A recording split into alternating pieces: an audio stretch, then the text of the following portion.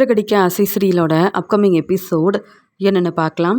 அண்ணாமலை விஜயா கிட்டேயும் மனோஜ் கிட்டேயும் கேள்விக்கு மேலே கேள்வி கேட்குறாரு. இங்கே என்ன நடக்குது? ரோகிணி மாசமாக இருக்கேன்னு சொல்கிறாங்க. இனி கண்டிப்பாக நான் இந்த பேப்பரில் கையெழுத்து போட்டு கொடுக்க மாட்டேன்னு சொல்லிட்டாங்க. இனியாவது மனோஜோட வாழ்க்கை சந்தோஷமாக இருக்கும்னு நினச்சேன். மனோஜ் உண்மையாகவே நம்ம பேச்சை கேட்குறான்னு நினச்சேன் விஜயா. ஆனால் இப்போ தான் புரியுது, மனோஜ் நம்ம பேச்சை கேட்காம ரோகிணிக்கு ரொம்பவே சப்போர்ட் பண்ணியிருக்கான். ரோகிணி மனோஜ் நம்ம வீட்டுக்கு திரும்பி வரணுன்றதுக்காக வசமா மாட்டிக்கிட்டப்ப இந்த பணத்தை ஏற்பாடு பண்ணி கொடுத்தாங்கல்ல. ஆனால் இப்போ தான் புரியுது ரோகிணி எதுக்காக மனோஜ்க்கு இவ்வளோ சப்போர்ட் பண்ணியிருக்காங்கன்னு. என்ன மனோஜ், ரோகிணி கிட்ட ரொம்ப நம்பிக்கையாக பேசுனியா? நீயும் ரோகிணியும் உங்கள் வாழ்க்கையை சந்தோஷமாக பார்த்துக்கிறீங்கன்னா அப்புறம் எதுக்காக மனோஜ் நீ எங்களை ஏமாற்றணும்? எதுக்காக எங்ககிட்ட பொய் சொல்லணும்? உனக்கு டிவோர்ஸ் கிடைக்கணும்னு நாங்கள் இந்த ஏற்பாடெல்லாம் செய்கிறோம். நீ எங்களை பற்றி யோசிக்காமல் உன்னுடைய வாழ்க்கை தான் முக்கியம்னு யோசிக்கிறியா? அசிங்கமாக இல்லை அப்படின்னு கேள்வி கேட்கும்போது, இல்லைப்பா அப்பா என்னை புரிஞ்சுக்கோங்கப்பா, ரோகிணி உண்மையாகவே எனக்கு சப்போர்ட் பண்ணா. ரோகிணியை பற்றி உங்ககிட்ட சொல்லணும்னு நினச்சேன். ரோகிணி இந்த வீட்டுக்கு மருமகளாக வரணும்னு நானும் நினச்சேன். ஆனால் இப்போ நான் இருக்கிற நிலமையில அம்மா பேச்சு தான் கேட்கணும்னு யோசிச்சேன்ப்பான்னு சொல்லும்போது, விஜயா பேச்சை கேட்டதால தான் நீ இப்போ இந்த நிலமையில வந்து நிற்கிற. என்ன விஜயா, இப்பயாவது மனோஜை பற்றி புரிஞ்சுக்கிட்டியான்னு கேட்குறாரு அண்ணாமலை. என்ன மனோஜ், உங்ககிட்ட எவ்வளோ சொன்னேன்? ரோகிணி உன்னை ஏமாத்திருவா, ரோகிணியை நம்பாதன்னு சொன்னேன். ரோகிணி கிட்ட நீ பேச வேண்டாம், ரோகிணி உன்னுடைய கடைக்கு வர வேண்டான்னு எவ்வளவோ சொன்னேன். என் பேச்சை கேட்டியா மனோஜ்? இப்போ நீ தான் நல்லா அனுபவிக்க போற. உனக்கு இனி டிவோர்ஸ் கிடைக்க போகிறதே இல்லை. என்ன நீ ஏமாத்திட்ட மனோஜ். என்கிட்ட நீ மன்னிப்பு கேட்கவே வேண்டாம். இப்போ ரோகிணி மறுபடியும் இந்த வீட்டுக்கு வரணும்னு சொல்றியா அப்படின்னு சொல்லும்போது, அம்மா என்ன இருந்தாலும் ரோகிணி என்னோட வாரிசு சுமந்துட்டு இருக்காமா. அம்மா என்னை மன்னிச்சிருங்கம்மா, எனக்காக ரோகிணியவும் மன்னிச்சிருங்கம்மா அப்படின்னு சொல்லும்போது, உன்னையே நான் வந்து ஏற்றுக்க போகிறதில்ல, இதில் நான் ரோகிணியை வேற ஏற்றுக்கணுமா? உண்மையாகவே நீ இந்த வீட்டில் இருக்கணும்னா இனியாவது என் பேச்சை கேட்பியா மனோஜ்? ஆனால் நீ ரோகிணிக்கு சப்போர்ட் பண்ணக்கூடாது. ரோகிணி இனி இந்த வீட்டு பக்கமே வரக்கூடாது.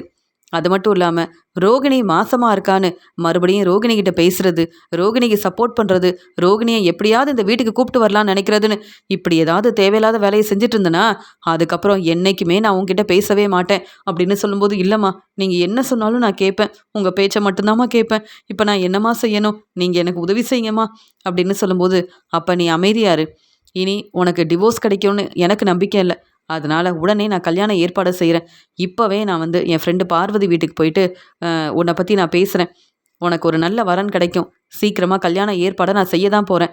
அது மட்டும் இல்லாமல் என் ஃப்ரெண்டுக்கிட்டேயும் நான் பேசி வச்சுருக்கேன்.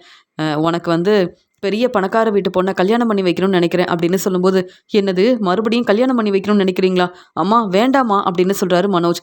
மனோஜ் உனக்கு ஒன்றுமே தெரியாது. இப்படி தான் நீ என் பேச்சை கேட்காததுனால தான் இப்போ இந்த நிலமையில கஷ்டப்படுற. கண்டிப்பாக ரோகிணியை நான் மருமகளாக ஏற்றுக்கவே மாட்டேன். அது மட்டும் இல்லாமல் ரோகிணி இத்தனை நாள் அவங்க அம்மா வீட்டில் இருந்தா, இப்போ ரோகிணி மாசமாக இருக்கான்னு சொன்னால் அதை எப்படி நம்ம வீட்டு வாரிசு தான் சுமக்கிறான்னு என்னால் ஏற்றுக்க முடியும்? நீ வேணும்னா ரோகிணிக்கு சப்போர்ட் பண்ணலாம், ரோகிணியை புரிஞ்சிக்கலாம். என்னால் ரோகிணியை புரிஞ்சிக்கவே முடியாது. ஏன்னா எனக்கு உன்னை பற்றி தெரியும் மனோஜ் அப்படின்னு சொல்லிட்டு உடனே விஜயா பார்வதி வீட்டுக்கு கிளம்புறாங்க. அண்ணாமலை சொல்கிறாங்க, விஜயா கொஞ்சம் பொறுமையாரு, நீ நினைக்கிற மாதிரிலாம் இப்போ உடனே இங்கே மனோஜுக்கு கல்யாணம் ஏற்பாடு செய்ய முடியாது, நீ பொறுமையாருன்னு சொல்கிறாங்க. நீங்கள் அமைதியாக இருங்க. என் பையன் மனோஜை பற்றி எனக்கு தெரியாதா? மனோஜோட வாழ்க்கை சந்தோஷமாக இருக்கணும்னு நான் நினைக்கிறேன். உங்களுக்கு மனோஜை பற்றி கொஞ்சம் கூட அக்கறையே இல்லை. எப்போ பார்த்தாலும் முத்து மீனாவுக்கு சப்போர்ட் பண்ணுவீங்க. ஆனால் மனோஜை பற்றி கொஞ்சமாவது யோசிக்கிறீங்களா? இல்லையே. அப்புறம் எதுக்காக நீங்கள் என்கிட்ட பேசுகிறீங்க? யாரும் என்கிட்ட பேச வேண்டாம். மனோஜுக்கு உடனே நான் கல்யாண ஏற்பாடை செய்ய தான் போகிறேன் அப்படின்னு விஜயா பேசிட்டு அங்கேருந்து கிளம்புறாங்க. மீனா முத்துக்கிட்ட சொல்கிறாங்க, என்னங்க விஜயாத்தை பேசுகிறதெல்லாம் கேட்டுட்டு அமைதியாக இருக்கீங்க? நீங்களாவது பேசலாமே. ரோகிணி இந்த பேப்பரில் கையெழுத்து போட மாட்டேன்னு சொல்லிட்டாங்க. அது மட்டும் இல்லாமல் உங்கள் வீட்டு வாரிசு சுமந்துட்டுருக்கேன். அதுக்கப்புறம் நான் இந்த வீட்டு மருமக, எப்படியும் மனோஜுக்கு டிவோர்ஸ் கிடைக்க போகிறதில்லன்னு பேசிட்டு போயிருக்காங்க. அப்படி இருக்கும்போது விஜயாத்தை எப்படிங்க இப்போ கல்யாண ஏற்பாடெல்லாம் செய்ய முடியும்? மனோஜ் தான் விஜயாத்தை பேச்சை கேட்குறாருண்ணா, நீங்களும் அமைதியாக இருக்கீங்க. நீங்களாவது விஜயாத்தை கிட்ட பேசியிருக்கலாமே அப்படின்னு சொல்கிறாங்க மீனா. மீனா, நமக்கு எதுக்கு தேவையில்லாத வேலை? இந்த மனோஜுக்கு சப்போர்ட் பண்ணால் நம்ம தலை குனிஞ்சு அவமானப்பட்டு நிற்கணும். என் அம்மா கிட்ட நான் பேசினா அவங்க என்னை புரிஞ்சுப்பாங்களா? அதுக்கப்புறம் தேவையில்லாமல் பேசி பிரச்சனை செய்வாங்க மீனா. எனக்கு நிறைய வேலை இருக்குது, நான் கிளம்புறேன். இந்த மனோஜே நம்ம பேச்சை கேட்கல, அப்புறம் என் அம்மாவை என் பேச்சை கேட்க போகிறாங்க. என் அம்மா அவங்க என்ன செய்யணும்னு நினைக்கிறாங்களோ செய்யட்டும். அதனால் பிரச்சனை வந்தால் அவங்க தானே பார்த்துக்கணும். மீனா நீ அமைதியாரு, நீ எதுவுமே பேச வேண்டாம். நீ வந்து இவங்களுக்கு சப்போர்ட் பண்ணி பேசினாலும் நீ எதுக்கு ரோகிணிக்கு சப்போர்ட் பண்ணி பேசுகிறேன்னு என் அம்மா உங்ககிட்ட கேள்வி கேட்பாங்க. அது மட்டும் இல்லாமல் ரோகிணியால எவ்வளவோ பிரச்சனை வந்திருக்கு. ரோகிணி மறுபடியும் நம்ம வீட்டுக்கு மருமகளா வருது. எனக்கும் சரின்னு தோணவே இல்ல. அதனால நீ அமைதியா இரு மீனா அப்படின்னு சொல்லிட்டு, முத்துவும் சவாரிக்காக கிளம்புறாரு.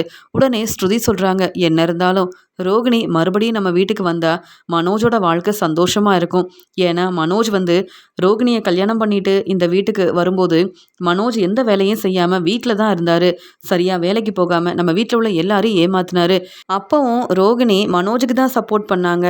அதனால தான் மனோஜுக்காக பெரிய பிஸ்னஸ் ஆரம்பிச்சு குடுத்தாங்க ரோகிணி. எப்பயுமே ரோகிணி மனோஜ விட்டு குடுத்து பேசினதே இல்ல.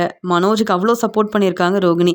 ரோகிணி இந்த வீட்டுக்கு மருமகளா வந்ததுக்கு அப்புறமா தான் இந்த பெரிய கடைக்கு மனோஜ் ஓனர் ஆயிருக்காரு. இதெல்லாம் மனோஜ் என்னைக்கும் புரிஞ்சுக்க மாட்டாரு. இப்பவும் உடனே மனோஜுக்கு கல்யாண ஏற்பாடெல்லாம் செய்யணும்னு விஜயா அத்தை பேசுறாங்க. ஆனா மனோஜ் அமைதியா இருக்காரு. ஏன் தான் மனோஜ் இப்ப பதில் பேசாம இருக்காருன்னு ஒண்ணுமே புரியல. என்னதான் நம்ம ரோகிணிக்கு சப்போர்ட் பண்ணி பேசினாலும், விஜய் அத்தை நம்மள புரிஞ்சுக்கவே மாட்டாங்க மீனா. அதனால நம்ம வேலைய பார்ப்போம். அப்படி விஜய் அத்தை என்னதான் செய்றாங்கன்னு நம்ம பார்க்க தானே போறோம் அப்படின்னு ஸ்ருதி பேசிட்டு இருக்காங்க. ரோகிணியோட நிலைமைய நினைச்சு மீனா ரொம்பவே மனசு வேதனைப்படுறாங்க. முதல் முறையா மீனா ரோகிணிய பார்க்கறதுக்காக அவங்க வீட்டுக்கு வராங்க. இங்க ரோகிணி ரொம்பவே மனசு வேதனையோட அழுதுட்டு இருக்கும்போது, அங்க வந்த மீனா, "ரோகிணி" அப்படின்னு கூப்பிடுறாங்க. "மீனா நீங்களா?" அப்படின்னு கேட்கும்போது, "எப்படி இருக்கீங்க ரோகிணி? உங்கள பார்க்கறதுக்காக தான் வந்திருக்கேன். கிரிஷ் எங்கன்னு?" சொல்லும்போது, "மீனா, நீங்க கிரிஷ்ஷ பார்க்கறதுக்காக எங்க வீட்டுக்கு வரணும்னு நான் கூப்பிட்டேன். அப்ப நீங்க வரவே இல்ல. இப்ப என்ன பார்க்கறதுக்காக எங்க வீட்டுக்கு நீங்களே வந்திருக்கிறீங்களே!" அப்படின்னு சொல்லும்போது, "என்ன செய்றது ரோகிணி? இப்ப நீங்க மாசமா இருக்கீங்க. உங்க நிலைமைய புரிஞ்சுகிட்டு, நானாவது உங்களுக்கு சப்போர்ட் பண்ணணும்னு நெனைக்கிறேன். அது மட்டும் இல்லாம, நீங்க எப்படி இருக்கீங்க ரோகிணி? நீங்க சரியா சாப்பிடுறீங்களா?" அப்படின்னு சொல்லும்போது, கிரிஷ் உடனே, "மீனா அத்த, எப்படி இருக்கீங்க? அத்த நீங்க வருவீங்கன்னு நெனைக்கவே இல்ல. எவ்வளோ நாள் ஆகுது. நானும் உங்க வீட்டுக்கு வர முடியல. நீங்களும் என்ன பார்க்க வரமாட்டேங்கிறீங்க. ஃபோன் பண்ணாலும் பேச மாட்டேங்கிறீங்க.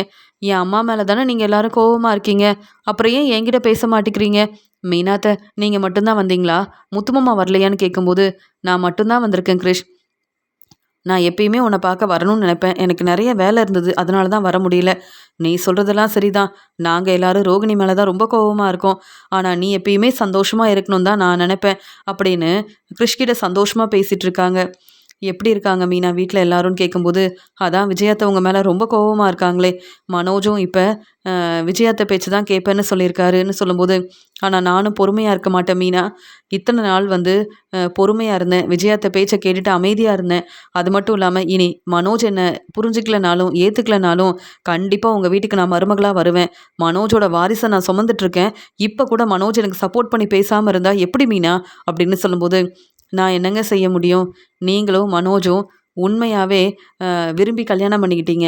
ஆனா மனோஜ் கிட்டயும், எங்க எல்லார்கிட்டயும் நீங்க உண்மைய சொல்லியிருந்தா, இப்படி ஒரு பிரச்சனை வந்திருக்குமா? இல்ல விஜயாத்த தான் கேள்வி கேட்பாங்களா? நீங்களும் மனோஜும் பிரிஞ்சிருக்கிறீங்கன்னா, அதுக்கு காரணமே விஜயாத்த தான்.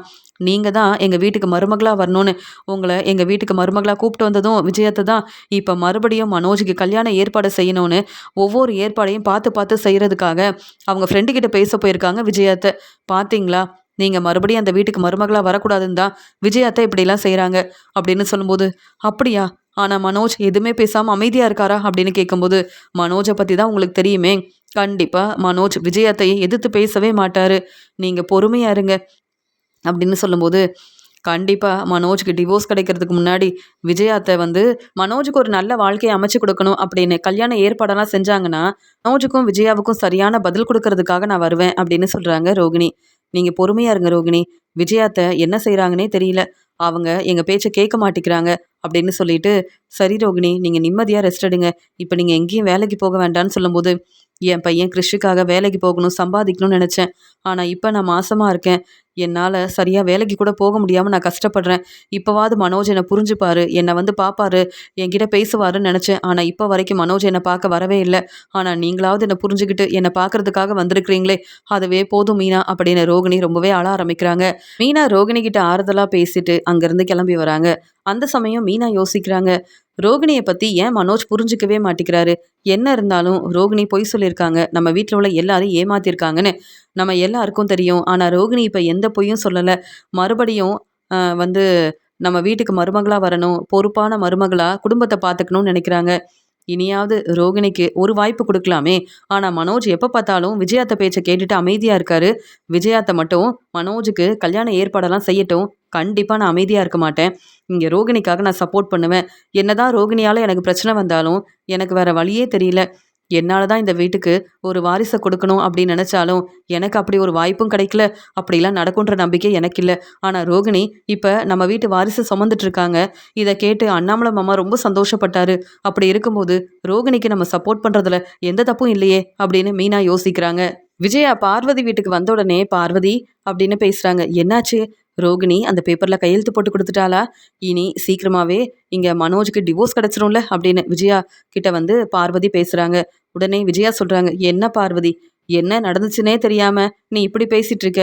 நீ எங்க வீட்டுக்கு வரணும்னு நான் சொன்னேன். வர முடியாதுன்னு சொல்லிட்ட. நீ வந்திருந்தா அங்க என்ன நடந்துச்சுன்னு உனக்கும் தெரிஞ்சிருக்கும். ரோகிணி இப்ப மாசமா இருக்கா பார்வதி. இப்படியெல்லாம் நடக்கும்னு நான் எதிர்பார்க்கவே இல்ல. மனோஜ் என்னை ஏமாத்திட்டான். அது மட்டும் இல்லாம இந்த பேப்பர்ல நான் கையெழுத்து போட்டு தரவே மாட்டேன். மனோஜ் என்ன புரிஞ்சுக்கணும். மனோஜோட வாரிச நான் சுமந்துட்டு இருக்கேன் அப்படின்னு சொல்லிட்டு உடனே கிளம்பி போயிட்டா ரோகிணி.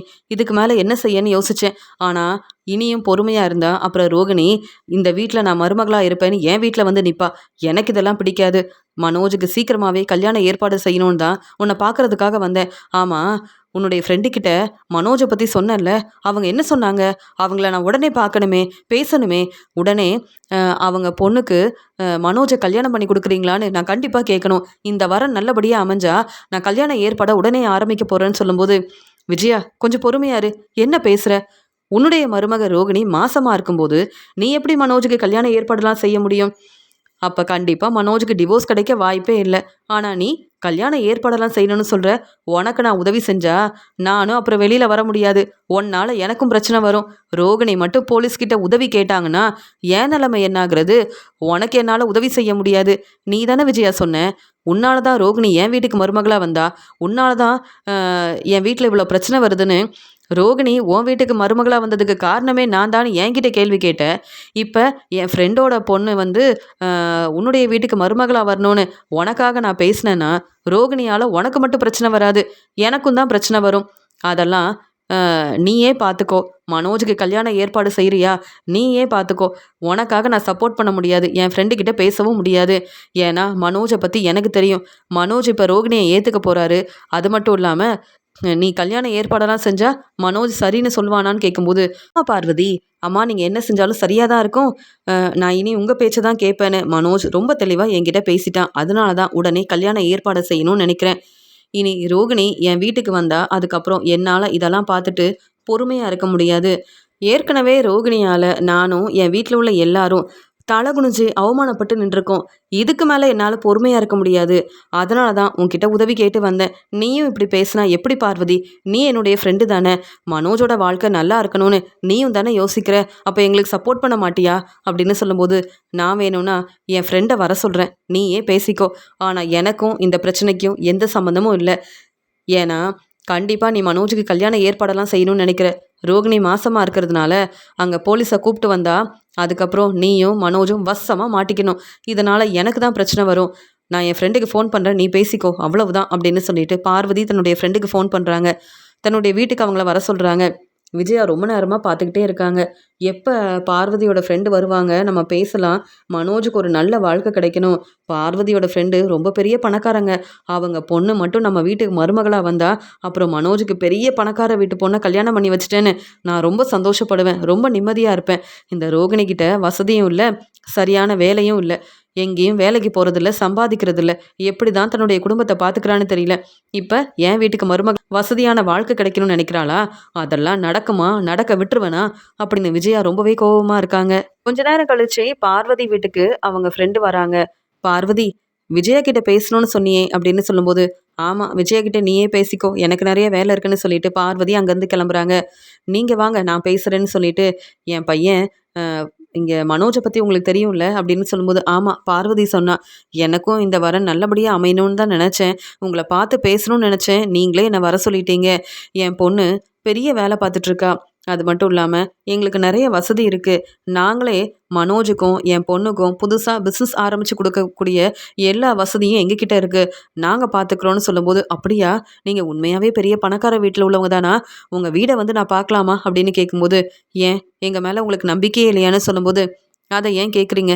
இப்படிதான் ஏற்கனவே ரோகிணி பேச்ச கேட்டு, நம்பி ரோகிணி உண்மையாவே பெரிய பணக்கார வீட்டு பொண்ணுன்னு யோசிச்சு இந்த கல்யாணத்தை செஞ்சு வச்சேன். இப்போ நானும் மனோஜும் ஏமாந்து போய் நிற்கிறோம்.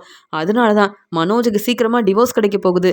நம்ம கல்யாணத்துக்கு முன்னாடியே இந்த நிச்சய ஏற்பாடெல்லாம் செஞ்சுட்டோன்னா அதுக்கப்புறம் கல்யாணத்தை சீக்கிரமாகவே நம்ம வச்சுக்கலாம் அப்படின்னு சொல்கிறாங்க. அப்படியா? அப்போ நாங்கள் உங்கள் வீட்டுக்கு வந்து பேசுகிறோம் அப்படின்னு சொல்லும்போது கண்டிப்பாக வரலாம். அதே மாதிரி நானும் மனோஜும் உங்கள் வீட்டுக்கு வந்து உங்கள் பொண்ணுக்கிட்டையும் பேசலாமான்னு கேட்குறாங்க. கண்டிப்பாக நீங்கள் பேசலாம் அப்படின்னு சொன்ன உடனே விஜயா ரொம்ப சந்தோஷமா பரவாயில்ல, பொண்ணோட அம்மா கிட்ட பேசிட்டோம், அவங்களும் இந்த கல்யாணத்துக்கு சரின்னு சொல்லிட்டாங்க. அதுக்கப்புறம் என்ன, முதல்ல மனோஜை கூப்பிட்டு போயிட்டு பொண்ணோட வீட்டில் நம்ம பேசணும். அதுக்கப்புறம் இவங்களையும் நம்ம வீட்டுக்கு வர சொல்வோம். இனி ரோகிணியால் எந்த பிரச்சனையும் வராது. அப்படியே பிரச்சனை வந்தாலும் நான் ரோகிணி கிட்ட பேசிக்கிறேன். ரோகிணி எங்களை ஏமாத்திருக்கா, பொய் சொல்லியிருக்கா. இதுக்கு மேலே ரோகிணியால் எந்த பிரச்சனை வந்தாலும் இந்த பிரச்சனையை என்னால் சமாளிக்க முடியும் அப்படின்னு சொல்லிட்டு விஜயா ரொம்ப சந்தோஷமா வீட்டுக்கு கிளம்பி வராங்க. மனோஜ் வீட்டுக்கு வந்த உடனே யார்கிட்டயும் பேசாம அமைதியா இருக்காரு. வீட்டில் இருக்க யாருமே மனோஜ் கிட்ட பேசாம இருக்கிறத பார்க்கும்போது அம்மாவும் வீட்டில் இல்லை. நான் வீட்டுக்கு வந்து இவ்வளோ நேரம் ஆகுது. மீனா கிச்சனில் இருக்க வேலையை செய்கிறாங்க. எனக்கு யாருமே இன்னும் காஃபி கொடுக்கல. வர வர இந்த வீட்டில் எனக்கு கிடைக்க வேண்டிய மதிப்பு மரியாதை கிடைக்கவே மாட்டேங்குது அப்படின்னு யோசிக்கும்போது மனோஜே எப்போ வந்த மனோஜே அப்படின்னு கேட்கும்போது நான் எப்போவோ வந்துட்டேம்மா, வீட்டில் யாருமே என்கிட்ட பேச மாட்டேங்கிறாங்கன்னு சொல்லும்போது ஏன் மனோஜ் யோசிக்கிற, நீ இனி தனியாக இருக்க போகிறதே இல்லை, சீக்கிரமாக உனக்கு கல்யாணம் ஏற்பாடெல்லாம் செய்ய போகிறேன்னு சொல்லும்போது என்னம்மா சொல்கிறீங்க அப்படின்னு பதட்டமாக கேட்குறாரு மனோஜ். நீ என் பேச்சை கேட்பேன்னு சொன்னல, பார்வதியோட ஃப்ரெண்டு கிட்ட நானே பேசிட்டேன். பார்வதி தான் எனக்கு சப்போர்ட் பண்ண மாட்டேன்னு சொல்லிட்டா. பார்வதியோட ஃப்ரெண்டு என்னை புரிஞ்சுக்கிட்டு சீக்கிரமாவே நீங்களும் மனோஜும் எங்கள் வீட்டுக்கு வந்து பேசுங்கன்னு சொல்லிட்டு போயிருக்காங்க. நம்ம பொண்ணு பார்க்க போகணும். அது மட்டும் இல்லாமல் அவங்க வீட்டையும் பார்த்த மாதிரி இருக்கும்ல, நீ நாளைக்கே கிளம்பி வான்னு சொல்லும்போது ஏற்கனவே நான் கனகாவை கல்யாணம் பண்ணியிருக்கேன். அதுக்கப்புறம் இந்த உண்மையெல்லாம் என் அம்மாவுக்கு தெரியாது. எனக்கு சீக்கிரமாக டிவோர்ஸ் கிடச்சிரும். ரோகிணி அவங்க வாழ்க்கையை பார்த்துப்பாங்கன்னு நினச்சா இன்னொரு பக்கம் ரோகிணி நான் மாசமாக இருக்கேன்னு சொல்கிறாங்க. நான் வசமாக மாட்டிக்கிட்டேன். ஆனால் மறுபடியும் எனக்கு கல்யாணம் ஏற்பாடெல்லாம் செய்கிறாங்களா? இப்படிலாம் நடக்கவே கூடாது. அம்மா பேச்சை கேட்குறேன்னு சொன்னேன். ஆனால் இதுக்காக உடனே கல்யாணம் ஏற்பாடெல்லாம் செஞ்சுட்டாங்களே. இவ்வளோ சீக்கிரம் என் அம்மா இப்படி ஒரு ஏற்பாடெல்லாம் செய்வாங்கன்னு நான் யோசிக்கவே இல்லை. கொஞ்ச நாள் பொறுமையாக இருப்பாங்க.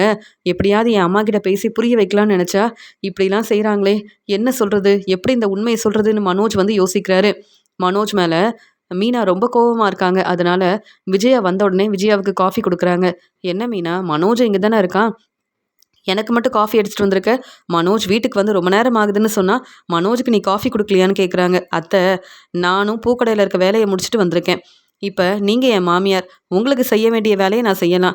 ஆனால் உங்கள் பையன் மனோஜுக்காக என்னால் எந்த வேலையும் செய்ய முடியாதுன்னு சொல்லிட்டு போகிறாங்க மீனா. பார்த்தீங்களாம்மா இந்த மீனா எப்படி பேசுகிறாங்கன்னு. என் நிலைமையை புரிஞ்சுக்கிட்டு இந்த வீட்டில் யாரும் சப்போர்ட் பண்ண மாட்டாங்க. ஆனால் என்னை எல்லாரும் ரொம்ப ஏளனமாக பேசுகிறாங்கம்மா அப்படின்னு சொல்லும்போது அதுக்காக தான் மனோஜ், நீயும் தலை நிமிர்ந்து நிற்கணும். எல்லாரும் உன்னை புரிஞ்சுக்கணுன்னா, கண்டிப்பாக இந்த வீட்டில் இருக்க எல்லாரும் உன்னை புரிஞ்சுக்கணுன்னா இந்த கல்யாண ஏற்பாடை நான் செய்யணும் அப்படின்னு சொல்லிட்டு அங்கேருந்து கிளம்புறாங்க விஜயா. விஜயா இப்படி பேசுகிறத கிச்சனில் இருந்த மீனா கவனிக்கிறாங்க. விஜயாத்தைக்கு வேற வேலையே இல்லை.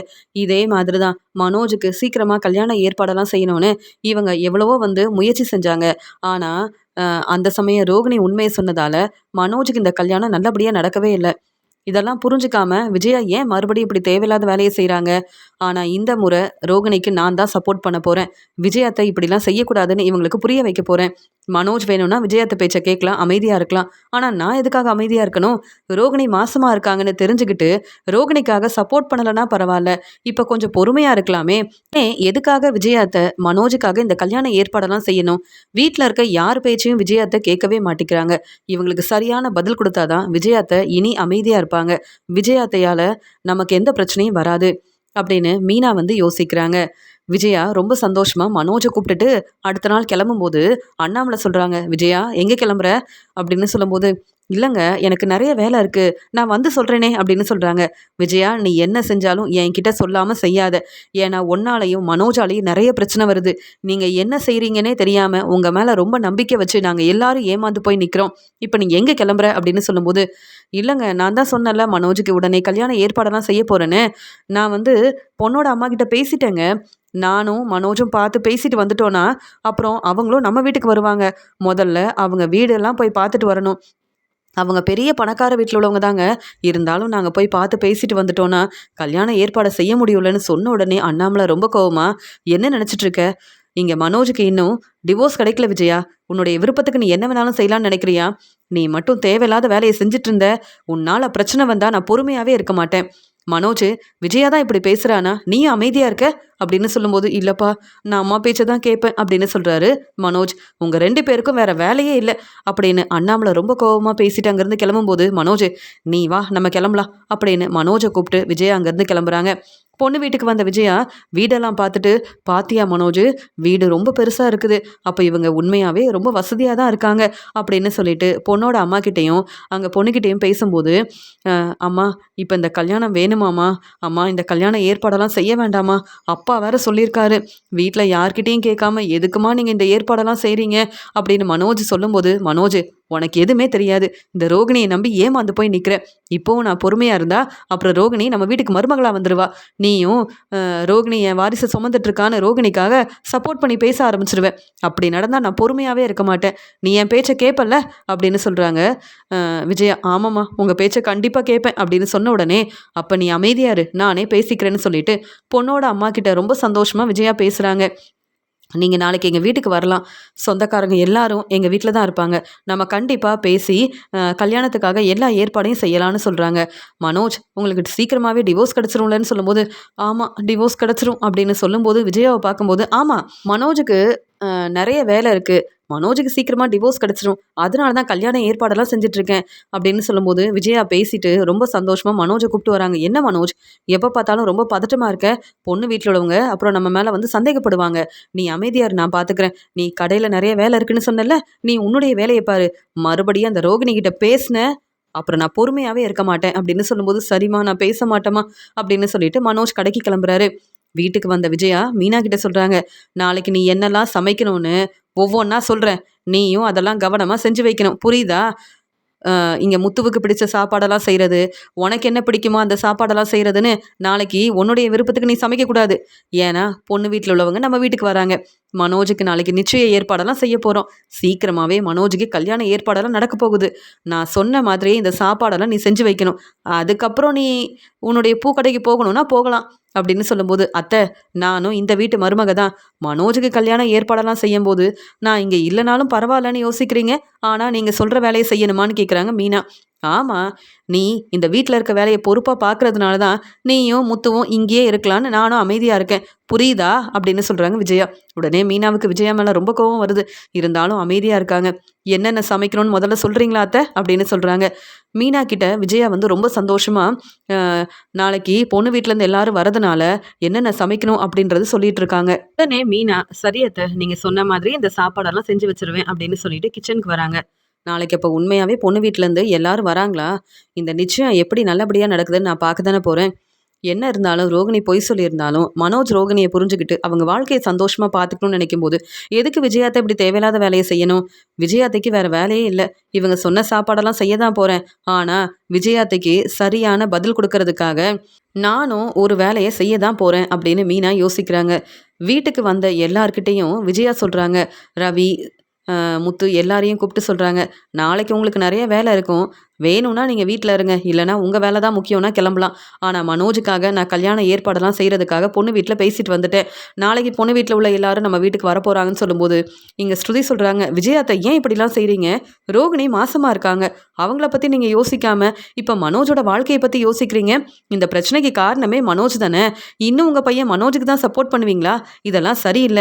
நான் ரோகிணிக்கு சப்போர்ட் பண்ணணும்னு நெனைக்கல. ஆனா மனோஜே ரோகிணிய புரிஞ்சுக்கணும்னு நினைக்கும்போது, நீங்க எதுக்காக இப்படி தேவையில்லாத வேலைய செய்றீங்கன்னு தான் கேட்குறேன் அப்படின்னு சொல்லும்போது, ரவியும், ஸ்ருதியும் சந்தோஷமா அவங்க வாழ்க்கைய பார்த்துக்கிறாங்க. இந்த வீட்ல தனியா இருந்து கஷ்டப்படுறது என் பையன் மனோஜ் தானே. மனோஜோட வாழ்க்கைக்காக நான் என்னலாம் செய்யணும்னு நினைக்கிறேனோ, கண்டிப்பா எல்லாத்தையும் செய்ய தான் போறேன். நீங்க யாரும் என்கிட்ட கேள்வி கேட்க வேண்டாம். உங்களுக்கு பிடிக்கலனா நீங்க உங்க வேலைய பார்க்கலாம். நீங்க இங்க இருக்கணுன்ற அவசியமே கிடையாது. என்ன மீனா, நான் சொல்றதெல்லாம் புரியுதுல்ல? அப்படின்னு முத்துவ பார்த்துக்கிட்டே விஜயா பேசுறாங்க. உடனே முத்து சொல்றாங்க, எனக்கு நாளைக்கு சவாரி இருக்கு. என்னால இங்க இருக்க முடியாது. ஏன்னா, ஸ்ருதி சொல்ற மாதிரியே கண்டிப்பா ரோகிணியால பிரச்சனை வரும். அந்த பிரச்சனைய நீங்க சமாளிச்சுக்கோங்க. எனக்கு என்ன? அப்படின்னு சொல்லிட்டு முத்து அங்கருந்து கிளம்புறாரு. பாத்தீங்களா? இந்த வீட்ல இருக்க யாருக்கும் மனோஜ் மேல கொஞ்சம் கூட அக்கறையே இல்ல. ஏன்? நீங்க இந்த ஃபங்ஷன்ல கலந்துக்கலன்னா, இந்த ஃபங்ஷன் நல்லபடியா நடக்காதா? முத்துவும், மீனாவும் இந்த ஃபங்ஷன்ல இருந்தா தான் என்ன பிரச்சனை வரப்போதோ தெரியலையேன்னு நான் யோசிக்கணும்.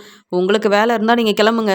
ஆனா மனோஜோட வாழ்க்கை எப்பயுமே சந்தோஷமா இருக்கணுன்றதுக்காக, நான் மனோஜ்க்காக என்ன வேணாலும் செய்வேன். அப்படின்னு விஜயா வந்து ரொம்ப சந்தோஷமா இருக்காங்க. இங்கே வீட்டில் எல்லாரும் சாப்பிட்டுட்டு ரெஸ்ட் எடுக்கிறதுக்காக போகிறாங்க.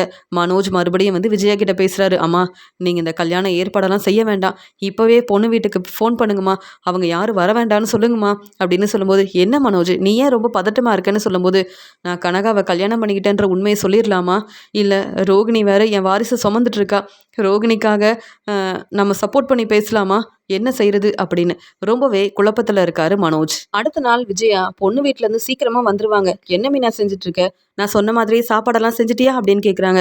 எல்லா சாப்பாடையும் ஏற்பாடு பண்ணிட்டேன், ஆனால் எனக்கு நிறைய வேலை இருக்குது, நான் கிளம்புறேன் அப்படின்னு சொல்கிறாங்க. சரி, நீயும் முத்துவும் இல்லைனாலும் எந்த பிரச்சனையும் வராது, நீங்கள் கிளம்புங்க, உங்கள் வேலையை பாருங்கள், மனோஜுக்காக நானே பேசிக்கிறேன்னு சொல்லும்போது அண்ணாமலை சொல்கிறாங்க, விஜயா நீ செய்கிறதெல்லாம் சரியில்லை, நம்ம வீட்டில் இருக்க முத்து மீனா யாருமே இங்கே இல்லை, ரவியும் ஸ்ருதியும் கூட இங்கே ஃபங்க்ஷனில் கலந்துக்க மாட்டோம், எங்கள் பேச்சை விஜயத்தை கேட்க மாட்டேங்கிறாங்க, இப்படி அவங்க தேவையில்லாத வேலையை செய்கிறாங்க, எங்களால் இந்த ஃபங்க்ஷனில் கலந்துக்க முடியாதுன்னு சொல்லிட்டாங்க, நீ மட்டும் மனோஜுக்காக இந்த ஃபங்க்ஷன் ஏற்பாடெல்லாம் செய்கிற, பேசாமல் நானும் கிளம்புறேன்னு சொல்லும்போது, உண்மையாகவே மனோஜ் மேலே உங்களுக்கு அக்கறை இருந்தால் இங்கேயே இருங்க, மனோஜுக்காக நீங்கள் சப்போர்ட் பண்ணி பேச வேண்டாமா, ரோகிணி மாசமாக இருக்கான்னு தெரிஞ்சுக்கிட்ட உடனே எல்லாரும் ரோகிணி பக்கம் வந்துட்டீங்க, ரோகிணிக்கு சப்போர்ட் பண்ண ஆரம்பிச்சிட்டீங்க, மனோஜை பற்றி யாரும் யோசிக்க மாட்டேங்கிறீங்களே, ரோகிணி இந்த வீட்டுக்கு மருமகளாக வந்தா அப்புறம் மனோஜோட வாழ்க்கை என்ன ஆகுறது, போதுங்க, ரோகிணியால் நாங்கள் ஏமாந்து போய் நின்னோம்ல, அதுவே போதும், இனி ரோகிணி இந்த வீட்டுக்கு வந்தால் பிரச்சனை மட்டும்தான் வரும்னு தெரியும், ரோகிணி தான் பொய் சொல்கிறானா, நீங்கள் எல்லாரும் ரோகிணி பேச்சை கேட்டுட்டு இருக்கீங்க அப்படின்னு சொல்லும்போதே பொண்ணு வீட்டிலேருந்து எல்லாருமே வராங்க. அங்கே பொண்ணோட அம்மா வந்த உடனே விஜயா எப்படி இருக்கீங்கன்னு கேட்கும்போது, மனோஜ் நல்லா இருக்கீங்களா அப்படின்னு பேசிகிட்டு இருக்காங்க. நீங்கள் வாங்க சம்மந்தி அப்படின்னு பேசிகிட்டு இருக்காங்க. நிச்சய ஏற்பாடுக்காக விஜயா எல்லா ஏற்பாடையும் செஞ்சுருக்காங்க, ஒவ்வொன்றையும் பார்த்து பார்த்து செஞ்சுருக்காங்க, நீங்கள் முதல்ல வந்து சாப்பிட்றீங்களான்னு சொல்லும்போது, இல்லை இந்த ஃபங்க்ஷன் நல்லபடியாக நடக்கட்டும் அதுக்கப்புறம் சாப்பிடலாமேன்னு சொல்கிறாங்க. ஆனால் அண்ணாமலை கொஞ்சம் கூட சந்தோஷமே இல்லாமல் அமைதியாக இருக்காரு. என்ன சம்மந்தி, உங்கள் வீட்டுக்காரர் அண்ணாமலை எதுவுமே பேச மாட்டேங்கிறாரு, ஏன் இந்த கல்யாணத்தில் அண்ணாமலைக்கு விருப்பம் இல்லையா அப்படின்னு சொல்லும்போது, அதெல்லாம் இல்லை, மனோஜை பற்றி நாங்கள் யோசிக்கும் போது ரொம்ப மனசு வேதனைப்படுறோம், மனோஜுக்கு ஒரு நல்ல வாழ்க்கை கிடைக்கணும், அதனால தான் அமைதியாக இருக்காருன்னு சொல்லும்போது, அப்படியான்னு பேசிகிட்டு இருக்கும்போது இங்கே மீனா பூக்கடைக்கு போகிறேன்னு சொல்லிட்டு மீனா போலீஸ்கிட்ட உதவி கேட்கறதுக்காக வந்திருப்பாங்க. ரோகிணியவும் கூப்பிட்டு வந்திருப்பாங்க.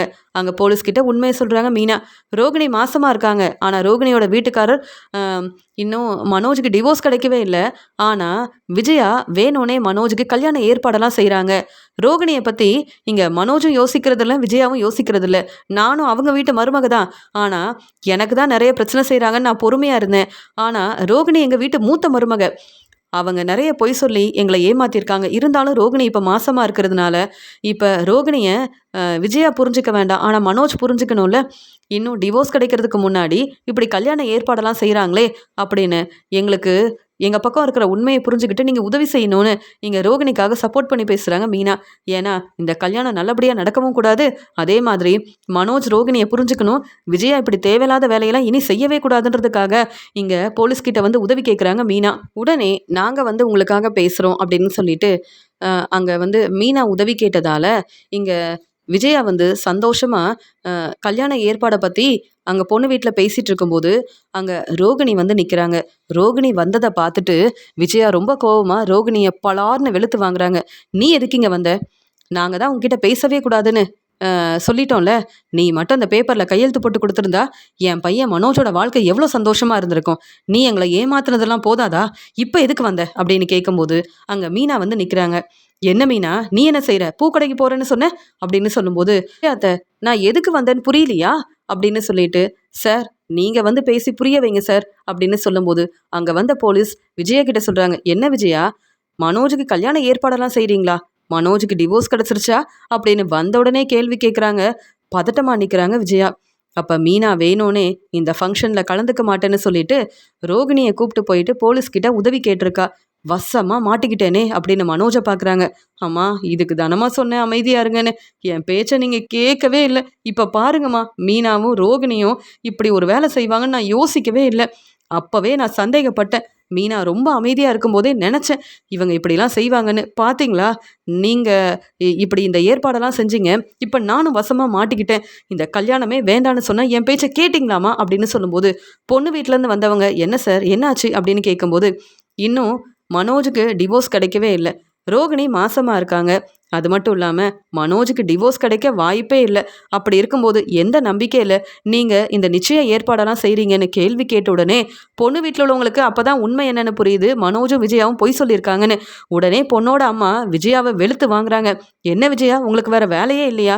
அப்போவே பார்வதி சொன்னாங்க, விஜயாவை நம்பாத, என் பேச்சை கேளுன்னு. நீங்கள் சொன்னதெல்லாம் நம்பி உங்கள் வீட்டுக்கு வந்தேன்ல, இந்த ஃபங்க்ஷன் ஏற்பாடெல்லாம் செய்யுங்கன்னு நம்பிக்கையாக சொன்னேன்ல, இப்போ உங்களை பற்றி புரிஞ்சுக்கிட்டேன். எங்களை ஏமாத்தலான்னு நினைக்கிறீங்களா? மனோஜுக்கு டிவோர்ஸ் கிடைக்க வாய்ப்பே இல்லைன்னு சொல்கிறாங்க. அப்புறம் எப்படி என் பொண்ணு உங்கள் வீட்டுக்கு மருமகளாக வர முடியும்? போதும் விஜயா, இதுக்கு மேலே என்கிட்ட வந்து பேசுனீங்க, நான் பொறுமையாகவே இருக்க மாட்டேன் அப்படின்னு விஜயா கிட்ட ரொம்ப கோபமாக பேசிட்டு பொண்ணு வீட்டிலேருந்து வந்த எல்லாரும் கிளம்புறாங்க. மீனா சொல்கிறாங்க, என்ன விஜயாத்த அமைதியாக இருக்கீங்க? கொஞ்சமாவது பொறுப்பான மாமியாராக நடந்துக்கிறீங்களா? நாங்கள் சொல்லி நீங்கள் புரிஞ்சுக்கணுமா? நீங்கள் தான் இந்த குடும்பத்தை நல்லபடியாக பார்த்துக்கணும். எங்களுக்கு நீங்கள் தான் சொல்லி கொடுக்கணும். என்ன செய்யணும்னு நீங்கள் சொல்கிறத நாங்கள் கேட்கணும். ஆனால் கொஞ்சம் கூட யோசிக்காமல் மனோஜுக்கு சப்போர்ட் பண்ணணும்னு கல்யாண ஏற்பாடெல்லாம் செய்கிறேன்னு சொல்கிறீங்க. அசிங்கமாக இல்லை? உங்கள் மருமக ரோகிணி இப்போ மாசமாக இருக்காங்க. ரோகிணிக்கு அவ்வளோ சப்போர்ட் பண்ணீங்க, இப்போ ரோகிணியை புரிஞ்சுக்காமல் இருக்கீங்க. முதல்ல மனோஜுக்கு டிவோர்ஸ் கிடைக்கட்டும்னு எவ்வளவோ பேசி பார்த்தேன், நீங்கள் புரிஞ்சுக்கல. அதனால தான் போலீஸ்கிட்ட நான் உதவி கேட்டேன். என் மாமியாரால் எங்களுக்கு நிறைய பிரச்சனை வருது சார். இந்த வீட்டில் இருக்க மருமக யார் பேச்சும் கேட்காம எங்களுக்கு எப்போ பார்த்தாலும் ஏதாவது ஒரு வேலை சொல்லிக்கிட்டே இருக்காங்க. அப்படி நாங்கள் இவங்க பேச்சை கேட்கலன்னா, நீ என் வீட்டில் இருக்க, நீ என் பேச்சை கேட்கலன்னா அப்புறம் உங்கள் வீட்டுக்கு தான் போகணும், உங்கள் அம்மா வீட்டுக்கு தான் போகணும்னு எப்போ பார்த்தாலும் பேசி பிரச்சனை செய்கிறாங்க. இருந்தாலும் நான் பொறுமையாக இருந்தேன். இதுக்கு மேலே பொறுமையாக இருக்க முடியாது சார். நாங்கள் உதவி கேட்டிருக்கோம். மனோஜையும் விஜயாவையும் கூப்பிட்டு போயிட்டு என்னன்னு கேட்டு தெரிஞ்சுக்கோங்க. இனி இவங்க வெளியில் வரவே கூடாது சார் அப்படின்னு சொல்லும்போது, என்ன விஜயா இதெல்லாம்? நீங்கள் தான் மனோஜ் கிட்ட பேசி புரிய வைக்கணும். மனோஜ் தான் இந்த கல்யாணமே வேண்டான்னு சொல்கிறாரு. அப்புறம் எதுக்கு இந்த கல்யாண ஏற்பாடெல்லாம் செஞ்சுருக்கீங்க? எவ்வளோ பெரிய தப்பு பண்ணியிருக்கீங்கன்னு புரியுதா அப்படின்னு சொல்லிட்டு விஜயாவை அங்கேருந்து கூப்பிட்டு போகிறாங்க. உடனே மனோஜையும் கூப்பிட்டு போகிறாங்க. அம்மா பார்த்தீங்களாம்மா, என் பேச்சை கேட்காததுனால மீனா என்ன வேலை செஞ்சுருக்கிறான்னு பாருங்கம்மா அப்படின்னு சொல்லும்போது மீனா யோசிக்கிறாங்க. நீங்கள் சொன்ன சாப்பாடெல்லாம் சமைச்சு வச்சேன், ஆனால் தெரியும் இந்த நிச்சய ஏற்பாடு நல்லபடியாக நடக்காதுன்னு. உங்களுக்கு சரியான பதில் கொடுக்கறதுக்காக தான் போலீஸாக வர வச்சேன். இப்போ புரியுதா அப்படின்னு மீனா சொல்லும்போது, இப்படி வசமாக மாட்டி விட்டுட்டியேடி அப்படின்னு மீனா மேலே உள்ள கோவத்தில் பேசிட்டு அங்கேருந்து கிளம்புறாங்க விஜயா. ரோகிணி மீனாவுக்கு நன்றி சொல்கிறாங்க. இது வரைக்கும் உங்களை புரிஞ்சுக்காமல் இருந்த மீனா, நீங்கள் எனக்கு சப்போர்ட் பண்ணியிருக்கீங்க மீனா, ரொம்ப நன்றி மீனான்னு சொல்கிறாங்க ரோகிணி. மீனாவால் இப்படி வசமாக மாட்டிக்கிட்டேனே அப்படின்னு மீனா மேலே ரொம்ப கோபமாக இருக்காங்க விஜயா.